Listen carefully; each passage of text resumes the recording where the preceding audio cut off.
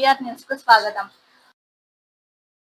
వనపర్తి జిల్లాలో మంగళవారం జిల్లా కలెక్టర్ శ్రీరంగాపురం మండలం పరిధిలోని లక్ష్మీ వారహి ఇండస్ట్రీ, పెబ్బేరు పరిధిలో రాధాకృష్ణ ఇండస్ట్రీస్ ను ఆకస్మికంగా తనిఖీ చేశారు. ఆయా మిల్లుల గోదాముల వద్ద ధాన్యం అన్లోడింగ్ ప్రక్రియను ఆయన స్వయంగా పరిశీలించిన జిల్లా కలెక్టర్ ఆదర్శ సురభి.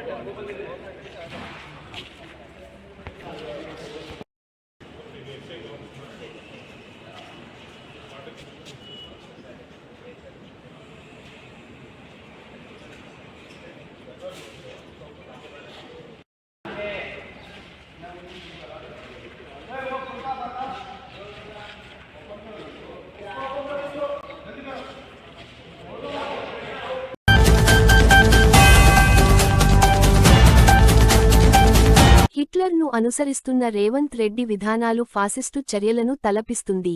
మహిళలను కోటీశ్వరులను చేసే ప్రక్రియలో భాగంగా ఆర్టీసీ బస్సులకు మరియు పెట్రోల్ బంకులకు యజమానులు చేస్తే అని చెప్పి నేటికి ఏ బస్సుకు, ఏ పెట్రోల్ బంకులకు యజమానులను చేశారో రేవంత్ రెడ్డి స్పష్టం చేయాలని జిల్లా media convener Nandimalla Ashok demand చేశారు.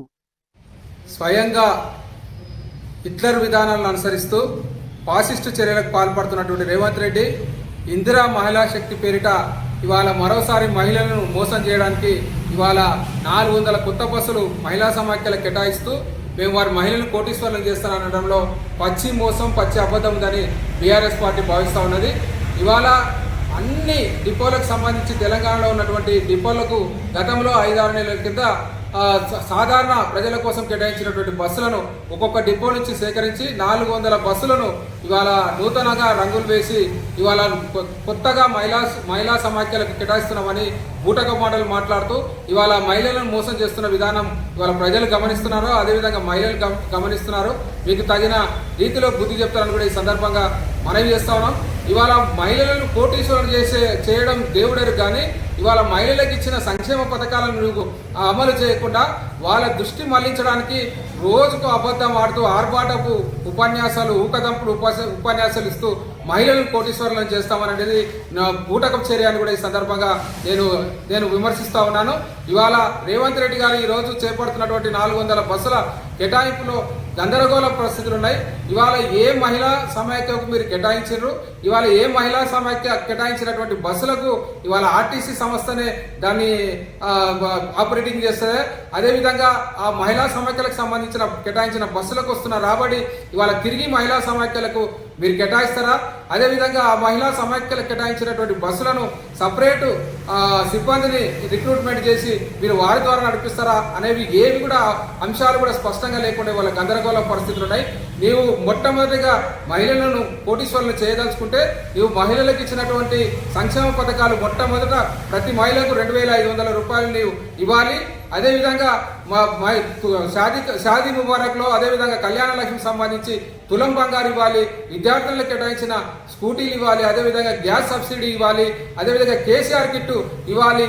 ప్రతి ఒక్క కేసీఆర్ గారు వారి హయాంలో వారి మహిళలకు పుట్టబోయే బిడ్డల నుండి సంక్షేమ పథకాలు చేస్తే ఆ సంక్షేమ పథకాలన్నిటి కూడా కోతపెట్టి ఇవాళ మహిళల దృష్టి మళ్లించడానికి కేవలం ఒక ఉచిత బస్సు మాత్రమే కేటాయించి దాని ద్వారా ఇవాళ మహిళలను వంచడానికి ప్రయత్నం చేస్తున్న రేవంత్ రెడ్డి నీ ఫాసిస్ట్ చర్యలన్నీ కూడా మహిళలు గమనిస్తూ ఉన్నారు. సరైన సమయంలో సరైన రీతిలో నీకు బుద్ధి చెప్పే కాలం వస్తుంది. ఈ నాటకాలు పనిచేసి నిజంగా నువ్వు మహిళలను కోటీశ్వరులను చేస్తే వారికి నూతనంగా బడ్జెట్ కేటాయించి నూతన బస్సులను కేటాయించి వారిని స్వయంగా ఆపరేటింగ్ చేసుకొని వారి ద్వారా వచ్చే ఆదాయాన్ని వారికి అందజేసిన అవసరం ఉందని కూడా మేము డిమాండ్ చేస్తా ఉన్నాం. ఇప్పటికైనా రేవంత్ రెడ్డి గారు మహిళల పట్ల గతంలో రేవంత్ రెడ్డి గారు ఒక విషయం చెప్పారు. ఈ తెలంగాణ ప్రజల్లో సగం మంది మహిళలు ఉన్నారు. ఆ మహిళలకు సంక్షేమ పథకాలు మేము అందించి మహిళల ఓట్ల ద్వారానే మేము మరోసారి ప్రభుత్వాన్ని ఏర్పాటు చేస్తామని గతంలో బహిరంగ సభ చెప్పిండు. తదనుగుణంగానే ఇవాళ రేవంత్ రెడ్డి గారు మహిళలను ఆకర్షించుకోవడానికి లేనిపోని ఆర్భాటపు పథకాలను ప్రారంభిస్తున్నారు తప్ప అందులో ఎటువంటి స్పష్టత లేదని సందర్భంగా మనవి చేస్తూ మహిళలు ప్రజలు మీరు చేస్తున్నటువంటి సంక్షేమ పథకాల కోతలు, అదేవిధంగా మహిళలకు చేస్తున్నటువంటి అన్యాయాన్ని, రైతులకు చేస్తున్నటువంటి అన్యాయాన్ని, కార్మికులకు చేస్తున్నటువంటి అన్యాయాన్ని, నిరుద్యోగులకు చేస్తున్నటువంటి అన్యాయాన్ని గమనిస్తున్నారు. సరైన రీతిలో మీకు బుద్ధి చెప్పే సందర్భం అతి త్వరలో వస్తుందని సందర్భంగా నేను రేవంత్ రెడ్డి గారిని హెచ్చరిస్తాను.